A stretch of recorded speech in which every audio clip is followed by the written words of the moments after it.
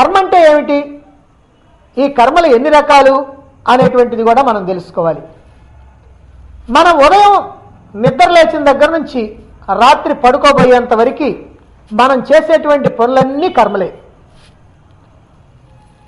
పుట్టిన దగ్గర నుంచి చచ్చేంత వరకు కూడా ప్రతి మానవుడు కూడా ఇలాగ కర్మలు చేస్తూనే ఉంటాడు. ఇలా కర్మలు చేస్తూ ఉంటే ఆ కర్మలకి కర్మఫలం వస్తుంది. మనం చేసేటువంటి ప్రతి కర్మ కూడా ఎప్పుడో ఒకప్పుడు మనకి ఫలితాన్ని ఇచ్చే తీరుతుంది. అయితే ఆ ఫలితం ఇప్పుడే రావచ్చు, కొంతకాలం తర్వాత రావచ్చు, కొన్ని జన్మల తర్వాత రావచ్చు. అయితే అది ఇచ్చేటువంటి ఫలితాన్ని బట్టి ఈ కర్మల్ని 3 రకాలుగా విభాగం చేశారు. అదే ఆగామి కర్మలు, సంచిత కర్మలు, ప్రారబ్ధ కర్మలు అని. ఆగామి కర్మలంటే ఏమిటి? ఇప్పుడు మనం చేసేటువంటి కర్మలన్నీ ఆగామి కర్మలే. అయితే ఈ కర్మల్లో అప్పటికప్పుడు ఫలితాన్ని ఇచ్చి ఖర్చు అయిపోయాయి కొన్ని. అయితే అప్పటికప్పుడు ఫలితాన్ని ఇవ్వటానికి వీల్లేక అవి కాస్త కూడబెట్టబడి సంచితం కాబడి తర్వాత ఎప్పుడో ఫలితం ఇవ్వటానికి సిద్ధంగా ఉంటాయి. ఉదాహరణకి మనం భోజనం చేసాం అనుకోండి, భోజనం చేస్తే వెంటనే మన ఆకలి తీరుద్ది. ముద్ద పడటంతోనే ఆకలి తీరిపోతూ ఉంటుంది. భోజనం చేయటం కర్మ, ఆకలి తీరటం కర్మఫలం. మనం నీరు త్రాగుతాం దప్పికైనప్పుడు, నీరు త్రాగటం కర్మ, దప్పిక తీరటం కర్మఫలం. సరే, ఎవరి మీదనో కోపం వచ్చింది, ఎందుకో మనకు తెలిసినా తెలియకపోయినా కోపం వచ్చేటప్పటికి పటక్కన ఒక్క దెబ్బ వేసాం చెంప మీద, ఇది కర్మ. అవతల వాడు కూడా మనలాగా బలమైనటువంటి వాడో మనకంటే బలమైన వాడు అనుకోండి, వాడు కూడా పటామని కొట్టేస్తాడు, అది కర్మఫలం. మనం కొడితేనేమో కర్మ, వాడు మనకి ఇచ్చిందేమో కర్మఫలం. ఈ విధంగా కొన్ని కర్మలు అప్పటికప్పుడే ఫలితాన్ని ఇస్తాయి, దాంతో అవి ఖర్చు అయిపోతాయి, ఇక వాటి గొడవ మనకి ఉండదు. కానీ కొన్ని కర్మలు ఉండే అవి వెంటనే ఫలితాన్ని ఇవ్వవు. ఉదాహరణకి ఎదురుగా లేనటువంటి వాడిని తిట్టాం, ఎక్కడో ఉన్నాడు వాడు, మనం తిట్టింది వాడు వెళ్ళ. మరి ఇప్పుడు వాడు కనుక మన మీద ఏదైనా చర్య తీసుకోవాలంటే వీల్లేదు కదా, ఎందుకంటే మనం తిట్టిన సంగతే వాడికి తెలియదు, వాడు ఎక్కడో ఉన్నాడు, మనం ఎక్కడో ఉన్నాం. అలాగనే నిందలు వేస్తాం ఒకడి మీద చాటుగా, వాడు లేనప్పుడు, ఎదురుగా లేనప్పుడు వాడి మీద నిందలు వేస్తూ ఉంటాం. ఇవన్నీ కూడా అప్పటికప్పుడు ఫలితాన్ని ఇవ్వవు. అలాగనే కొన్ని దాన ధర్మాలు చేస్తూ ఉంటాం, ఆ దాన ధర్మాల యొక్క ఫలితం కూడా వెంటనే రావు. అలాగే అప్పుడప్పుడు పూజా పునస్కారాలు కానీ, పుణ్యకార్యాలు కానీ, యజ్ఞయాగాదులు కానీ ఇలాంటివి చేస్తూ ఉంటాం, వాటి యొక్క ఫలితం కూడా వెంటనే రావు. ఇక లౌకికంగా ఆలోచించిన మన పిల్లలు పరీక్ష రాస్తారు, ఫలితం మాత్రం వెంటనే రాదు, ఆ తర్వాత ఎప్పుడో నెలకో, నెల 15 రోజులకో వస్తుంది. పరీక్షలు రాయటం కర్మ అయితే ఆ ఫలితం కర్మఫలం అన్నమాట. ఇలా కొన్ని కర్మలు అప్పటికప్పుడే ఫలితాన్ని ఇవ్వకుండా, ఇవ్వటానికి వీల్లేక తర్వాత ఎప్పుడో ఫలితాన్ని ఇవ్వటానికి కూడబెట్టబడుతూ ఉంటాయి. ఈ విధంగా ఇప్పటికిప్పుడు ఫలితాన్ని ఇచ్చిన తర్వాత కూడబెట్టబడినా ఇప్పుడు మనం చేస్తున్నటువంటి కర్మలు కనుక ఈ కర్మలన్నింటినీ కూడా ఆగామి కర్మలు అన్నారు. మరైతే సంచిత కర్మలు అంటే ఏమిటి? ఇప్పుడు మనం చేసాం కర్మలు, అవి ఇప్పుడు ఫలితాన్ని ఇవ్వాల, అవి కూడబెట్టబడ్డాయి. ఆ కూడబెట్టబడ్డటువంటి ఫలితాలు, కర్మఫలాలు ఏవైతే ఉన్నాయో అవి మనం ఇక్కడ దేహం చాలించిన తర్వాత మనతో పాటుగా వస్తాయి, వాటిని సంచిత కర్మలు అంటారు. అయితే సంచిత కర్మలు అంటే ఈ జన్మలో చేసినటువంటి కర్మల యొక్క ఫలాలు మాత్రమే కాదు, ఇంతకు ముందు జన్మలో చేసినటువంటి కర్మలు ఏవైతే ఉన్నాయో వాటిల్లో నుంచి ఆ జన్మలో ఖర్చు అయిపోయినాయి బోను మిగిలినటువంటివన్నీ కూడా సంచితమై మనతో పాటుగా వచ్చినాయి. ఆ జన్మే కాదు, అంతకుముందు కోటాను కోట్ల జన్మల నుంచి మనం చేసినటువంటి కర్మలు ఏవైతే ఉన్నాయో ఆ కర్మల్లో నుంచి ఎప్పుడో ఒకప్పుడు ఫలితాలు అనుభవించి ఖర్చు అయిపోయినాయి బోను మిగిలినటువంటి మొత్తం సంచితమై అవన్నీ కూడా మనతో పాటుగా వస్తూ ఉంటాయి.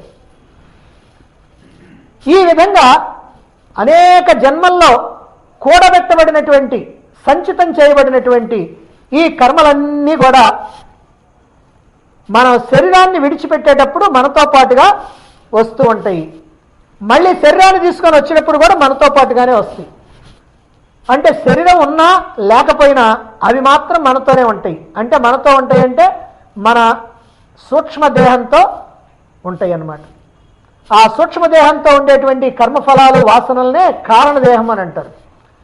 కాబట్టి అవన్నీ కూడా మనతో పాటుగానే ఎప్పుడూ ఉంటాయి. ఉదాహరణకి మనం ఒక అద్దెంట్లో ఉన్నాం, సొంత ఇల్లు లేక అద్దెంట్లో ఉన్నాం. ఆ ఇంట్లో ఉన్నప్పుడు మనం ఏం చేస్తామంటే ఏదో వ్యాపారం చేసో, ఉద్యోగం చేసో ఏదో కొంత డబ్బు సంపాదిస్తాం. ఆ డబ్బులో నుంచి మనం కొంత ఖర్చు పెడతాం. మనం తినడానికి కానీ, అనుభవించడానికి కానీ కొంత డబ్బు ఖర్చు పెడతాం. కొన్ని వస్తువులు కొంటాం, అందులో కొన్ని చెడిపోయినాయి. మరి ఈ చెడిపోయినవి పోను మిగిలినటువంటి వస్తువులు, ఖర్చు పెట్టినటువంటి డబ్బు పోను మిగిలినటువంటి డబ్బు, ఈ మొత్తాన్ని తీసుకొని మనం ఏం చేస్తాము, మరొక ఇంటికి వెళ్తాం. అంటే ఈ ఇంట్లో నుంచి ఇంకొక ఇంట్లోకి మారేటప్పుడు నువ్వు సంపాదించినటువంటిది ఖర్చు అయిపోయింది పోగా మిగిలినటువంటిది, అలాగే నువ్వు సంపాదించుకున్నటువంటి వస్తువులు ఖర్చు అయిపోయినవి బోను, చెడిపోయినవి బోను, పారేసినవి బోను, మిగిలినటువంటి వాటిని తీసుకొని మరొక ఇంట్లోకి వస్తాం. ఇదే ప్రకారంగా ఈ దేహం కూడా ఒక ఇల్లు అయితే, ఈ దేహం అనేటువంటి ఇంట్లో కూర్చొని జీవుడుగా ఉన్నటువంటి మనం ఎన్నో రకాలైనటువంటి కర్మలు చేసి సంపాదించుకున్నటువంటి కర్మఫలాలన్నింటినీ కూడా ఖర్చైనవి పోగా మిగిలినటువంటి వాటిని తీసుకొని మరొక శరీరం అనేటువంటి దేహంలోకి, ఈ ఇంట్లోకి ప్రవేశిస్తూ ఉంటాం. కాబట్టి ఇదంతా కూడా అద్దె కొంప లాంటిదే. అందుకనే పోతన గారి భాగవతాన్ని తెలుగులో రాసినటువంటి వానమామలై వరదాచార్యులు అద్దె కొంపనంత దిద్ది తీర్చిన నేమి వెడలమని నా దినము విడువవలయు అని అంటాడు. దీన్ని అద్దె కొంపగా ఆయన వర్ణిస్తూ ఉంటాడు. దీన్ని క్షేత్రము అని భగవద్గీతలో చెప్తారు. ఇది ఒక పొలం అని, క్షేత్రం. కాబట్టి ఇలా దీనికి అనేకమైనటువంటి పేర్లు ఉన్నాయి. దేహం అంటారు, శరీరం అంటారు, క్షేత్రం అంటారు, రకరకాలైనటువంటి పేర్లు ఉన్నాయి. అయితే ఈ దేహం ఉన్నంత వరకు ఈ కర్మఫలాలన్నీ మనతో పాటుకుంటాయి. ఈ దేహాన్ని విడిచిపెట్టిన తర్వాత కూడా జీవుడైనటువంటి మనతో పాటుగా సూక్ష్మ శరీరంతో ఈ కర్మఫలాలన్నీ కూడా మనతో పాటుగానే వస్తాయి. ఈ విధంగా వచ్చేటువంటి వాటినే మనం సంచిత కర్మలు అని అంటున్నాం. ఇక ప్రారబ్ధ కర్మలు అంటే ఏమిటి? ఇప్పుడు అనేకమైనటువంటి జన్మల్లో సంపాదించుకున్నటువంటి సంచిత కర్మల మూట, పెద్ద మూట అవుతుంది. ఆ మూటను తీసుకొని జీవుడు ప్రయాణిస్తున్నాడు. ఇక్కడ శరీరాన్ని వదిలిపెట్టిన తర్వాత ప్రయాణం చేస్తాడు. ఏ ప్రాణి ఈ శరీరాన్ని విడిచిపెట్టేటువంటి సమయంలో అతడిలో ఉన్నటువంటి సంచిత కర్మల మూట ఏదైతే ఉందో దాన్ని తీసుకొని ప్రయాణించేటప్పుడు ఈ మొత్తంలో నుంచి ఏ కర్మలైతే పక్వానికి వస్తాయో, పండుతాయో, అనుభవించడానికి సిద్ధంగా ఉంటాయో ఆ కర్మఫలాల్ని ప్రారబ్ధ కర్మలు అని అంటారు. ప్రారబ్ధ కర్మలు అంటే అనుభవించడానికి సిద్ధంగా ఉండమని హెచ్చరిక చేసే కర్మలు. కాబట్టి ఈ కర్మఫలాలన్నీ కూడా మనం అనుభవించాలి. సంచిత కర్మలైతే అనుభవించే పని లేదు, అప్పుడు అనుభవించే పని లేదు, అవన్నీ దాగి ఉంటాయి. కానీ ప్రారబ్ధ కర్మలని ఈ జన్మలో అనుభవించాలి. ఇప్పుడు ఏ కొత్త జన్మ తీసుకొని వస్తున్నావో ఆ జన్మలో ఆ కర్మఫలాలు మొత్తం కూడా అనుభవించాలి. వాటినే మనం ప్రారబ్ధ కర్మలు అని అంటారు. ఈ ప్రారబ్ధ కర్మల ఫలితాన్ని అనుభవించడానికి తగినటువంటి శరీరాన్ని వెతుక్కుంటూ వెళ్ళి తగినటువంటి శరీరంతో జీవుడు ఈ లోకంలో ప్రవేశించి ఆ ప్రారబ్ధ కర్మఫలాలన్నీ కూడా అనుభవించేదాకా ఈ శరీరం ఉంటుంది. అనుభవించడం పూర్తయిపోయిన తర్వాత ఇక ఒక్క క్షణం కూడా ఆ శరీరం ఉండదు. మళ్ళీ వెంటనే ఈ శరీరాన్ని విడిచిపెట్టి ప్రయాణం కావాలా. ఇలా ప్రయాణం అయ్యేటప్పుడు మళ్ళీ సంచిత కర్మల మూట అతడిలో ఉంటుంది. ఈ కర్మఫలాలు, ప్రారబ్ధ కర్మఫలాలు ఎప్పటి వరకైతే ఉంటాయో అప్పటి వరకు దేహం ఉండాల్సిందే. ఒకవేళ ముసలితనం వల్ల కానీ, రోగాలు రెస్టుల వల్ల కానీ, లేదా కొడుకు కోడలు సరిగా చూడటం లేదని కానీ, ఏ కారణం చేతనైనా సరే, ఓ భగవంతుడా ఎప్పుడు నన్ను తీసుకెళ్తావయ్యా, ఇంకా నాకు బ్రతకాలని లేదు, నువ్వెప్పుడెప్పుడు తీసుకెళ్తావా నేను ఎదురు చూస్తున్నాను అని రోజు ప్రార్థన చేసుకున్నా, ఏం చేసుకున్నా వాడు గనక ఇంకా ప్రారంభ కర్మఫలాలు అనుభవించాల్సినటువంటి టైం గనక ఉంటే ఖచ్చితంగా వాడు బ్రతుకుతాడు, వాడికి మాత్రం సావురాదు. ఒకవేళ వాడు దేంట్లోనా దూకినా, ఒకవేళ నిప్పు పెట్టుకున్నా ఎవరో ఒకరు వచ్చి రక్షిస్తారు, వాడిని బ్రతికిస్తారు. అలా కాకుండా కర్మఫలాలు కనుక పూర్తయిపోయినాయి అనుకోండి, ఏ కర్మఫలాలు అయితే తీసుకొని వచ్చాడో ఆ కర్మఫలాలన్నీ అనుభవించడం పూర్తయిపోయింది. ఇప్పుడు ఒక్క క్షణం కూడా ఉండదు. చుట్టూ 10 మంది స్పెషలిస్ట్ డాక్టర్లను కూర్చోబెట్టుకున్నా సరే ఒక్క క్షణం కూడా అతను మాత్రం ఈ లోకంలో బ్రతికి ఉండటానికి వీలే లేదు.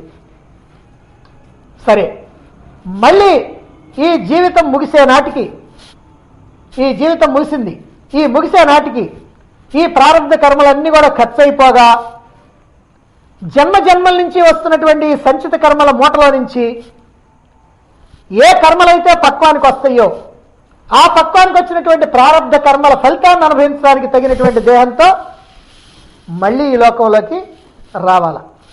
దీన్నే శంకరాచార్యుల వారు భజగోవిందంలో ఒక అద్భుతమైనటువంటి శ్లోకం ద్వారా చెప్తారు.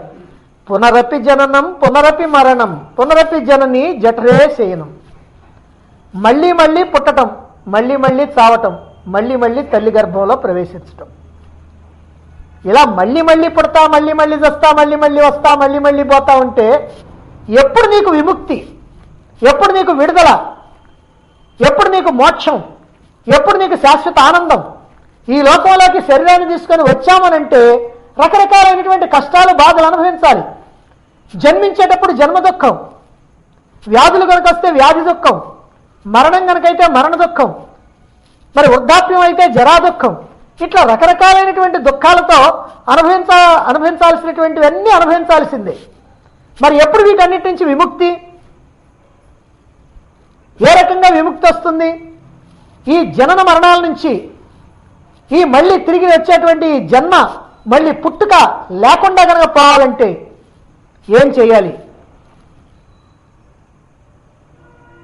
మళ్ళీ పుట్టుక లేకుండా పోవాలంటే ఏం చేయాలి అని ఆలోచిస్తే, అసలు పుట్టుక ఎందుకు వస్తున్నదో ఆలోచిస్తే పుట్టుక లేకుండా పోవటం ఎలాగో మనకు తెలుస్తుంది. అసలు జన్మ ఎందుకు వస్తున్నది? ప్రారబ్ధ కర్మఫలాల్ని అనుభవించడానికి వస్తున్నది. మరి ప్రారబ్ధ కర్మఫలాలు కనుక లేకపోతే అసలు పుట్టుకే లేదు. ప్రారబ్ధ కర్మఫలాలు ఉంటేనే పుట్టుక. మరి ప్రారబ్ధ కర్మఫలాలు ఎక్కడి నుంచి వస్తున్నాయి? సంచిత కర్మల్లో నుంచి వస్తున్నాయి. ప్రారబ్ధ కర్మలన్నీ సంచిత కర్మల్లో నుంచి పక్వమై వస్తున్నాయి. కాబట్టి ప్రారబ్ధ కర్మఫలాలు లేకుండా పోవాలంటే సంచిత కర్మలు లేకుండా పోవాలి. అయితే సంచిత కర్మలు ఎలా వస్తున్నాయి? సంచిత కర్మలు అనేటువంటివి అనేక జన్మల నుంచి మనం చేసుకుంటూ వస్తూ ఉన్నాయి. చేసినటువంటి కర్మల్లో నుంచి కొన్ని ఖర్చు అయిపోగా మిగిలినటువంటి కర్మలన్నీ కూడా మన అకౌంట్లో పడిపోతా ఉన్నాయి. అలా ఒక్కొక్క జన్మలో మిగిలినటువంటి కర్మలన్నీ కలిసి ఈ సంచిత కర్మల పెద్ద పర్వతం అంతా ఏర్పాటు అవుతా ఉందన్నమాట. కనుక మనం ఇలా చేసినటువంటి ఆ సంచిత కర్మలు ఏవైతే ఉన్నాయో, ఆ సంచిత కర్మల్లో నుంచి ప్రారబ్ధ కర్మలు వస్తున్నాయి. కాబట్టి సంచిత కర్మలు లేకుండా పోవాలంటే అసలు ఆ కర్మలు చేయకుండా ఉంటే బాగుంటుంది. అంటే ఆగామి కర్మలు లేకుండా పోతే బాగుంటుంది. మరి ఆగామి కర్మలు కనుక చేయకుండా ఉండాలంటే, అంటే అసలు కర్మలే చేయకుండా ఉండాలంటే కుదురుద్దా? కర్మలు చేయకుండా ఉండటం ఎవరికైనా సాధ్యమా ఈ లోకంలో అని అంటే సాధ్యం కాదు. ఈ లోకంలో ఎవరు కూడా ఒక్క క్షణం కూడా కర్మ చేయకుండా ఉండటానికి వీల్లేదు. ఎందుకనంటే మనం పుట్టిన తర్వాత పాలు తాగాలి, శ్వాసించాలి, కాళ్ళు చేతులు కదిలించాలి, ఒకరు పెద్ద అయిన తర్వాత నడవాలి, కింద పడుతుండాలా, పైకి లేస్తూ ఉండాలా, ఆ తర్వాత ఆటలాడుకోవాలా, చదువుకోవాలా, ఆ తర్వాత ఏదో పని చేయాలా, వృత్తి చేయాలా, ఉద్యోగం చేయాలా, వ్యాపారం చేయాలా, పెళ్లి చేసుకోవాలా, పిల్లల్ని కావాలా, అన్ని పనులే. అసలు ఏ పని లేకుండా ఎట్లా కుదురుద్ది? అందుకే భగవద్గీతలో నైకశ్చిత్ క్షణమపి జాతు తిష్టత్య కర్మకృత్ అని అన్నారు. ఒక్క క్షణం కూడా కర్మ చేయకుండా ఉండటానికి వీలు లేదు అని. ఇదే భావాన్ని ఈశావాస్యోపనిషత్తులో అద్భుతమైనటువంటి మంత్రం తెలియజేస్తుంది. కుర్వన్నేవేహ కర్మాణి జిజీవిషేక్షతగం సమాహ ఏవం త్వయి నాణ్యధేతోస్తి న కర్మ లిప్యతే నరేహే. అంటే ఈ లోకంలో కర్మలు చేస్తూనే నూరేళ్లు జీవించాలి. కుర్వన్నేవేహ కర్మాణి, కుర్వన్నేవ ఇహ, ఇక్కడ నువ్వు కర్మలు చేస్తూనే శతకం సమాహ, నూరేళ్లు జీవించాలి. ఏవం త్వయి, ఇదే నీకున్నటువంటి మార్గం. నా అన్యథా అస్తి, అన్యథా నాస్తి, ఇంకా నీకు ఇంకో మార్గం లేదు. కర్మలు ఎప్పుడు కూడా కళంకాన్ని ఇవ్వవు. అంటే కళంకాన్ని ఇవ్వని విధంగా కర్మలు చేయవలసిందే అని. మరైతే ఎలాంటి కర్మలు చేయాలి? ఎందుకనంటే ఆగామి కర్మలు చేయకపోతే సంచితం లేవు, సంచితం లేకపోతే ప్రారంభం లేదు, ప్రారంభం లేకపోతే జన్మలు లేవు, జన్మలు లేకపోతే దుఃఖాలు లేవు, శాశ్వత ఆనందం. ఇంతవరకు బాగానే ఉంది. మరి ఆగామి కర్మలు చేయకుండా ఉండడానికి వీల్లేదుగా. మరి ఎలా చేయాలి? కాబట్టి ఈ ఆగామి కర్మల్ని ఎలా చేయాలి అనేటువంటి విషయమే మనం చాలా జాగ్రత్తగా ఆలోచించాలి. పాపకర్మలు కనుక చేశామా కష్టాలు దుఃఖాలు అనుభవించాలి. పుణ్యకర్మలు కనుక చేశామా సుఖాలు భోగాలు ఆనందం అనుభవించాలి. పాపకర్మలు చేస్తే నీచయోనులందు జన్మించాలి, పుణ్యకర్మలు కనుక చేస్తే దేవయోనులందు జన్మిస్తాం. పాప పుణ్యాలు అన్నీ కలిస్తే మళ్ళీ మానవలోకానికి వస్తూ సుఖాన్ని దుఃఖాన్ని భోగాన్ని రోగాన్ని అన్నిటిని కూడా అనుభవిస్తూ ఉంటాం. అంటే దీన్ని బట్టి మనకేం తెలుస్తుందంటే, ఏమండి కర్మలు చేయటం అన్నారు కదా, పుణ్యకర్మలు చేస్తే మంచిదే కదా అని అంటే, పుణ్యకర్మలు చేస్తేనేమో బంగారు సంఖ్యలు, పాపకర్మలు చేస్తేనేమో ఇనప సంఖ్యలు. మొత్తం మీద రెండు సంఖ్యలే. అంటే రెండు నిన్ను బంధించే, కాకపోతే చూసుకొని ఆనందించడానికి అందంగా ఉంటాయి బంగారు సంఖ్యలు, అందుకు తప్ప ఇవి కూడా నిన్ను బంధించే. కాబట్టి కర్మలు చేయకుండా ఉండటానికి వీల్లేదు, చేస్తేనేమో బంధం అవుతూ ఉంటాయి. మరైతే ఎట్లా? పుణ్యకర్మలు చేస్తే అప్పుడు బంధమే, పాపకర్మలు చేస్తే అప్పుడు బంధమే. మరి ఎట్లాగండి? పాములు బట్టి ఆడిస్తారు కొంతమంది. ఈ పాములు బట్టి ఆడించేటువంటి వాళ్ళు ఒక గొప్ప ప్రదర్శన చేస్తుంటారు, చుట్టూ జనం చేరుతారు. వాళ్ళు ఏం చేస్తారంటే ఆటంతా అయిపోయిన తర్వాత వాళ్ళ దగ్గర నుంచి ఏదో కొంత భిక్షాటన డబ్బు భిక్ష స్వీకరిస్తారు. ఆ డబ్బుతోటి వాళ్ళు కుటుంబాన్ని పోషించుకుంటూ ఉంటారు. అయితే పాములు పట్టి ఆడించకపోతే వాడికి పోషణ జరగదు. కానీ ఈ పాములకి కూరలు ఉంటాయి, ఆ కూరల్లో విషం ఉంటుంది. ఆ పాము కనుక కాటేసిందా వాడి ప్రాణం పోద్ది. కాబట్టి ఆడిస్తేనేమో పాములు కాటేస్తే వాడి ప్రాణం పోద్ది, ఆడించకపోతేనేమో పోషణ జరగదు, కుటుంబ పోషణ జరగదు. మరి ఎట్లా? అందుకోసం వాళ్ళు ఏం చేస్తారంటే ఆ పాములకి ఆ కూరలు పీకేసి ఇప్పుడు ఆడిస్తారు. ఇలా కనుక ఆడిస్తే ఏమవుతుందంటే అవి కాటు వేయవు, ప్రాణం పోదు, ఆ డబ్బుతోటి కుటుంబ పోషణ జరుగుద్ది. అంటే ఇక్కడ ఒక ఉపాయాన్ని వాళ్ళు పొందుతున్నారన్నమాట. అలాగని ఇక్కడ మనకు కూడా ఒక ఉపాయాన్ని మనం ఆలోచించుకోవాల్సినటువంటి అవసరం ఉంది. కర్మలు చేయకుండా ఉందామా వీల్లేదు, చేద్దామా బంధాలై కూర్చుంటున్నాయి. మరి ఎట్లా? అందుకని మనం ఏం చేయాలంటే కర్మలు చేయాలి, కానీ కోరికలు అనేటువంటి కోరల్ని పీకేసి, ఫలితాలు అనేటువంటి కోరల్ని పీకేసి, ఫలాసక్తి అనేటువంటి కోరల్ని పీకేసి ఈ కర్మలు కనుక చేసినట్లయితే మనం కూడా ఏ రకమైనటువంటి బంధనాలకి బలి కావాల్సినటువంటి అవసరం లేదు. మనం ఇప్పుడు చేసేటువంటి కర్మల విషయం అయితే జాగ్రత్త పడతాం, బాగానే ఉంది. కానీ మనం ఎప్పుడో చేసినటువంటి కర్మల సంగతి ఏమిటి? సంచిత కర్మలు. కాబట్టి ఆ సంచిత కర్మలు మనకు అడ్డం వస్తాయి. ఆ సంచిత కర్మలు ఉంటే ప్రారంభ కర్మలు వస్తాయి. ప్రారంభ కర్మలు ఉంటే జన్మలు వస్తాయి. అందువల్ల మనం ఆగామి కర్మల్ని, సంచిత కర్మల్ని, ప్రారంభ కర్మల్ని మూడింటి నుంచి మనం విడుదల పొందాలి. మొట్టమొదటిది ఆగామి కర్మలు. ఈ ఆగామి కర్మల్ని మనం ఎట్లా తప్పించుకుంటాం? ఇప్పుడే చెప్తాం. పాములకు ఉన్నటువంటి కోరలను బీకి వాడు ఆడిస్తాడు. మనం కోరికలు అనేటువంటి కోరలను బీకి మనం కర్మలు కనుక చేస్తే మనకి ఇబ్బంది ఉండదని. కాబట్టి కర్మలు చేసేటప్పుడు మనం అప్పటికప్పుడు ఫలితాన్ని ఇచ్చేటువంటి కర్మలు చేయొచ్చు, వాటి వల్ల ఏ ఇబ్బంది లేదు. ఆ తర్వాత ఎప్పుడో ఫలితాన్ని ఇచ్చేటువంటి కర్మల్ని మనం చేయకుండా ఉండాలి. అలా చేయకుండా ఉండాలంటే అచ్చంగా అప్పటికప్పుడు ఫలితాన్ని ఇచ్చే కర్మల్ని చేయటం కుదురుద్దా? కుదరదు. కొన్ని ఆ కర్మలు కూడా చేయవలసి వస్తుంది.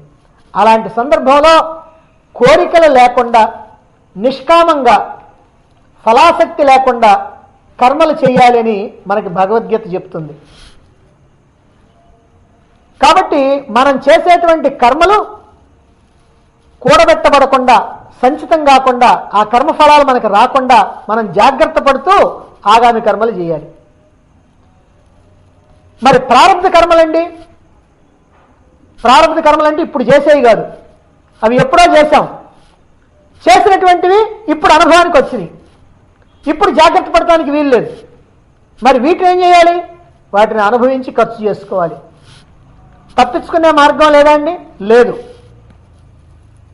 నువ్వు ఏ రకమైనటువంటి ప్రార్థనలు చేసినా, పూజలు చేసినా, శాంతులు చేసినా, యజ్ఞయాగాదులు చేసినా, నువ్వు ఎవరి కాళ్ళు పట్టుకున్నా నువ్వు అనుభవించవలసినటువంటి ప్రారంభ కర్మ ఫలాలు ఏవైతే ఉన్నాయో వాటిని తప్పనిసరిగా అనుభవించాల్సిందే.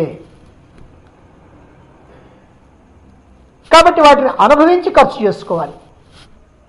అయితే ఆ అనుభవించేటప్పుడు ఎలా అనుభవించి ఖర్చు చేసుకోవాలనో మనకి ఒక ఉపాయం ఉంది, అది భగవద్గీత చెప్తుంది, తర్వాత చెప్పుకుందాం.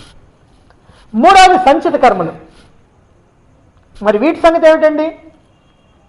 వీటిని ఇప్పుడు అనుభవిద్దామంటే ఇప్పుడు అనుభవానికి రావు, అవన్నీ మూటగట్టబడి ఉన్నాయి, సంచితం చేయబడి ఉన్నాయి, కాబట్టి అనుభవానికి వచ్చేవి కాదు. సరే, అవి రాకుండా జాగ్రత్త పడదామంటే అవి ఇప్పుడు చేసేవి కాదు, ఎప్పుడో చేసాం, అయిపోయింది, చేయటం అయిపోయింది. మూట మూట మనం తెచ్చుకుంటా ఉన్నాం, కొన్ని కోట్ల జన్మల నుంచి ఇట్లా తిరుగుతూ ఉన్నాం వాటిని తీసుకొని. కాబట్టి ఇప్పుడు చేయకుండా జాగ్రత్త పడేవి కాదు, అనుభవించి ఖర్చు చేసుకునేవి కూడా కాదు. ఎన్నో జన్మల నుంచి మన చేత చేయబడి మనతో ప్రయాణిస్తూ మనతో పాటుగానే ఉన్నటువంటి, అందువల్ల వీటిని అనుభవించాలి అని అంటే ఇంకా కోటాను కోట్ల జన్మలు ఎత్తాలి. మరేమిటి ఉపాయం? మనమేమో జన్మ ఎత్తకుండా మోక్షం పొందాలనుకుంటున్నాం, మరి ఎట్లా? ఏమిటి ఉపాయం? వీటన్నింటినీ ఒక్కసారిగా దగ్ధం చేయాలి, తగలబెట్టేసేయాలి. ఎక్కడ తగలబెడతామండి? ఏమైనా బయట కనపడే అయితే నిప్పేసి తగలబెట్టచ్చు. జ్ఞానాగ్ని, జ్ఞానం అనేటువంటి అగ్నిలో దగ్ధం చేయాలి. జ్ఞానాగ్ని దగ్ధ కర్మాణం అన్నారు. ఈ సంచిత కర్మలన్నీ కూడా జ్ఞానం అనేటువంటి అగ్నిలో దగ్ధం కావాలి. జ్ఞానం అంటే ఆత్మజ్ఞానం, ఆత్మజ్ఞానం అంటే నేను ఆత్మను అనేటువంటి జ్ఞానం, అందులో దగ్ధం చేయాలి. ఈ ప్రకారంగా కొత్తగా కర్మఫలాలు రాకుండా ఇప్పుడు చేసే ఆగామి కర్మల్ని జాగ్రత్తగా చేయాలి. ప్రస్తుతం అనుభవిస్తున్నటువంటి ప్రారంభ కర్మలు ఏవైతే ఉన్నాయో వాటన్నింటినీ కూడా అనుభవించి ఖర్చు చేసుకోవాలి. ఇక నిలవ ఉన్నటువంటి సంచిత కర్మలు ఏవైతే ఉన్నాయో వాటన్నింటినీ కూడా ఒక్కసారిగా జ్ఞానాగ్నిలో దగ్ధం చేయాలి. ఎప్పుడైతే 3 రకాలైనటువంటి కర్మలు లేకుండా పోయినాయో ఇక బంధాలు ఉండవు. బంధాలు లేవు గనక జన్మలు లేవు, జన్మలు లేవు గనక దుఃఖాలు లేవు.